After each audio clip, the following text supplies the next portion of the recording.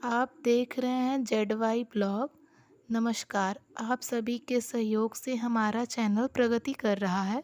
इसी तरह हमारा सहयोग करने के लिए हमारे चैनल को सब्सक्राइब करते रहें, जिससे हमारा मनोबल बढ़ता रहे। तो आइए अब पंडित जनार्दन तिवारी से कुंभ राशि का सितंबर माह का मासिक राशिफल जानते हैं। नमस्कार श्रोतागण, मैं पंडित जनार्दन तिवारी आशा करता हूं कि आप सभी सकुशल होंगे। तो आइए अब कुंभ राशि का सितंबर माह का मासिक राशिफल जानते हैं। तो सबसे पहले कार्यक्षेत्र के बारे में जानते हैं। यदि विद्यार्थियों की बात करें तो महीने की शुरुआत में मंगल महाराज आपके पंचम भाव में विराजमान रहेंगे, जिससे आपकी एकाग्रता में कुछ कमी रहेगी और इससे आपको पढ़ाई में समस्या का सामना करना पड़ सकता है, लेकिन यह अल्प समय के लिए ही रहेगा। आपके अंदर मेहनत करने की इच्छा जागेगी, आप खूब कठिन परिश्रम करेंगे और शिक्षा को और बेहतर बनाने की दिशा में आपका प्रयास सफल होगा। प्रतियोगिता परीक्षा की तैयारी कर रहे विद्यार्थियों को कठिन चुनौतियों से गुजरना पड़ सकता है और आपकी किसी परीक्षा के लिए कठिन प्रश्न मिल सकता है, इसलिए अपनी तैयारी को पूरी रखें। उच्च शिक्षा ग्रहण कर रहे विद्यार्थियों को महीने के पूर्वार्ध में कुछ समस्या महसूस होगी। आप थोड़ी सी सावधानी जरूर रखें, लेकिन महीने के उत्तरार्ध में जब शुक्र तुला राशि में 18 सितंबर को अपने 9वें भाव में आ जाएंगे, तब स्थितियां बदलने लगेगी। आपको उत्तम लाभ होगा, शिक्षा के क्षेत्र में आपकी सफलता मिलेगी, उच्च शिक्षा लाभदायक साबित होगी।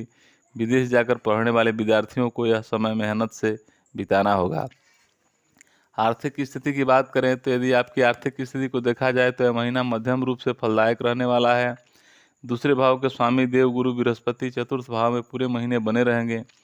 वहाँ से आपके अष्टम भाव, दसम भाव और द्वादश भाव को देखेंगे, जिससे आपके अच्छे खर्च करने और आर्थिक रूप से समझदार बनेंगे। दूसरे भाव में राहु महाराज पूरे महीने विराजमान रहकर आपको धन संचय करने में कुछ परेशानियां खड़ी कर सकते हैं। आप धन खर्च करने के बारे में नई नई युक्तियां सोचेंगे, लेकिन धन को बचाना कैसे है, इसको सोचने में आपको समय लगेगा।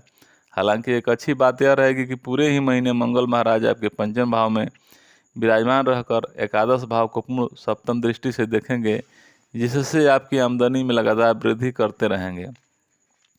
मंगल की अष्टम दृष्टि आपके द्वादश भाव पर होगी, जो आपको खर्चों में कटौती करने में सफल रहेगी। बुध महाराज महीने की शुरुआत में छठे भाव में रहकर द्वादश भाव को देखेंगे, जिससे कुछ खर्च होंगे, लेकिन 4 सितंबर से आपका सप्तम भाव में आकर खर्च में नियंत्रण की स्थिति उत्पन्न कर सकते हैं। उसके बाद बुध और सूर्य दोनों ही महीने के उत्तरार्ध में अष्टम भाव में होंगे, जिससे धन संबंधित समस्याएं आ सकती हैं। आपको धन का निवेश सोच समझ कर करना होगा। शुक्र महाराज 18 सितंबर से आपके 9वें भाव में आएंगे, जो आपके भाग्य को मजबूत करेंगे और आपकी आर्थिक स्थिति ठीक करने में उनकी भूमिका महत्वपूर्ण रहेगी। आपको महीने के पूर्वार्ध में अपने गुप्त खर्चों से परहेज करना चाहिए, क्योंकि वही आने वाले उत्तरार्ध में समस्या खड़ी कर सकते हैं।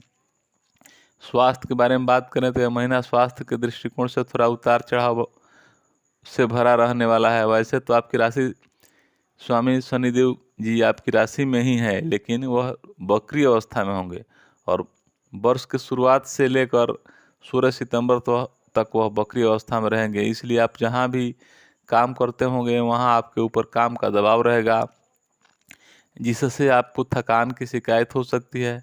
इसके अतिरिक्त महीने की शुरुआत में बुध महाराज छठे भाव में हैं, शुक्र महाराज केतु के साथ अष्टम भाव में और सूर्य महाराज सप्तम भाव में विराजमान रहकर आपके स्वास्थ्य को पीड़ित कर सकते हैं। इसलिए महीने के पूर्वार्ध ज़्यादा कमजोर दिखाई दे रहा है। हालांकि उत्तरार्ध में देखें तो सूर्य 16 सितंबर से अष्टम भाव में आएंगे और बुध 23 सितंबर से अष्टम भाव में आएंगे। यह स्थिति भी स्वास्थ्य के लिए अनुकूल नहीं कही जा सकती है, इसलिए पूरे ही महीने आपको अपने स्वास्थ्य का ध्यान रखना चाहिए। आपको पेट से जुड़ी समस्याएं ज़्यादा परेशान कर सकती हैं और जो लोग पहले से ही किसी हृदय रोग से पीड़ित हैं, उन्हें ज़्यादा सावधानी रखनी चाहिए। अत्यधिक पदार्थ के सेवन से बचें और भोजन में प्रोटीन की मात्रा संतुलित रूप से लें, इससे कुछ समस्याएं कम हो सकती है।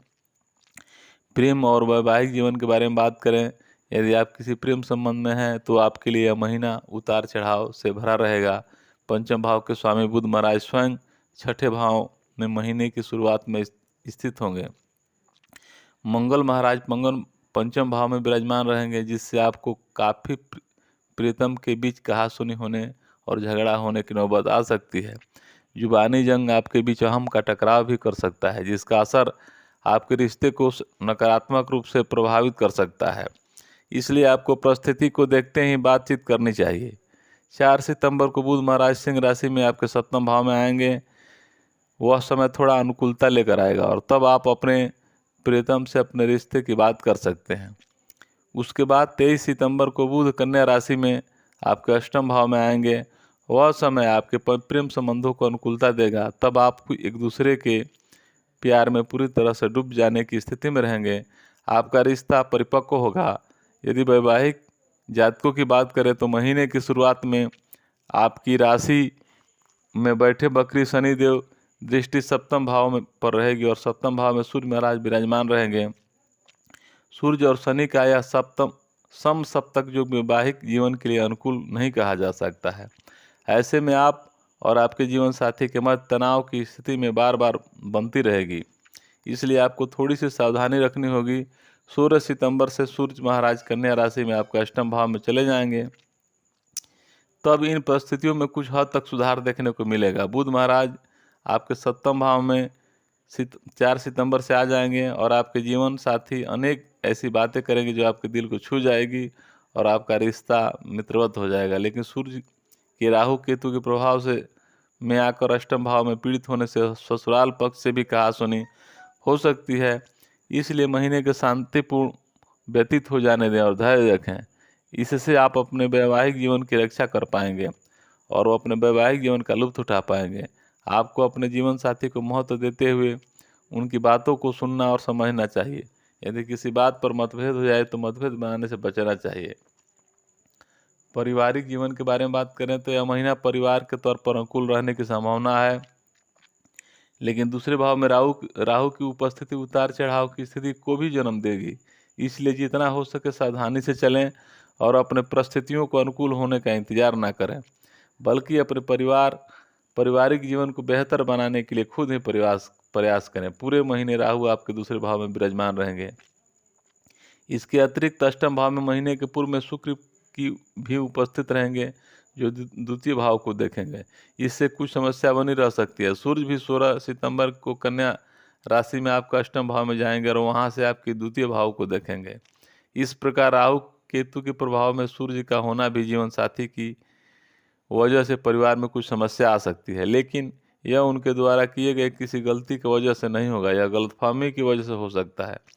इसलिए परिवार की शांति को बनाए रखने की कोशिश करें। दूसरे भाव के स्वामी देवगुरु बृहस्पति महाराज पूरे महीने आपके 4th भाव में रहकर माता पिता के स्वास्थ्य को अनुकूल बनाएंगे। घर में सुख शांति बनाए रखने में वो महत्वपूर्ण भूमिका निभाएंगे।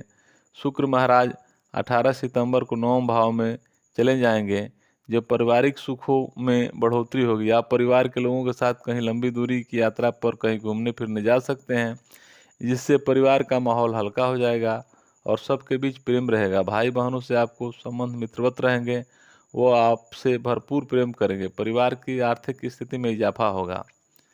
हमारे चैनल को सब्सक्राइब करें, लाइक करें और शेयर करें और एक अच्छा सा कमेंट लिखकर बताएं कि हमारा चैनल आपको कैसा लग रहा है। संभव हो तो सुझाव भी दें कि हम अपना वीडियो इससे भी बेहतर कैसे बनाएं। अब उपाय की बात करते हैं। आपको शनिदेव के बीज मंत्र का प्रतिदिन जाप करना चाहिए। बुधवार के दिन गौ माता को साबुत मूंग अपने हाथों से खिलाना चाहिए। शुक्रवार के दिन कन्याओं के चरण छूकर उनका आशीर्वाद लेना चाहिए। आपको माँ लक्ष्मी के मंदिर जाकर गुड़हल का लाल पुष्प माता जी को अर्पित करना चाहिए। हमारा वीडियो आपने अंत तक देखा, इसके लिए धन्यवाद।